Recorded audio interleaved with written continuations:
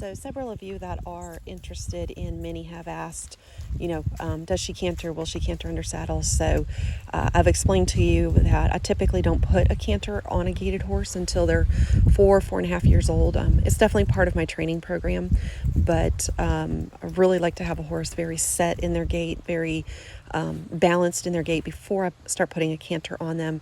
And then I'm pretty intentional in putting a canter on them that it is with impulsion and balance, and very focused on picking up the correct leads, because there's a lot of gaited horses that will cross canter in the back if you rush them into it. So literally today, rainy day, Sunday afternoon, I put the loping Boselle, or my granddaddy's old Boselle, on Minnie, and this is her, other than letting her lope off on a trail and lope off a little bit, this is really her first training session where I have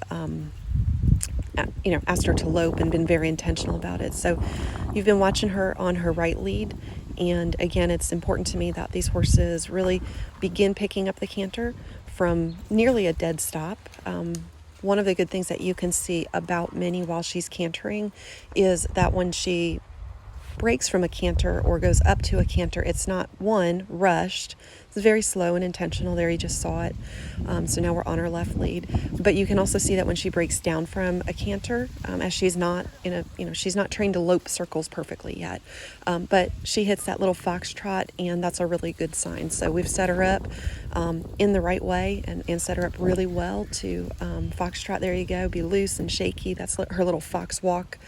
But she's gaited, and then you can just see she just eases on into a left lead and a right lead, and that's all I was looking for today. There was no buck, there was no nonsense. You can see, she's finding her balance, but it's very, very natural for her, and she's got that beautiful little quarter horse lope. It's natural. There's no there's been no cantering before this where I've taught her that slow lope speed. That's her.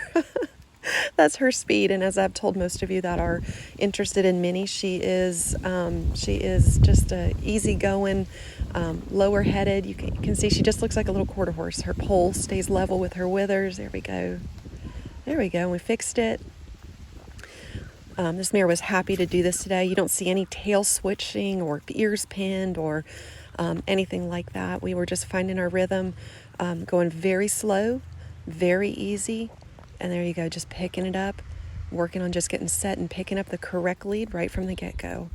I also left some of these clips in here, and there's a lot more left lead than right lead, and that just has to do with who comes out and gets suckered into videoing me.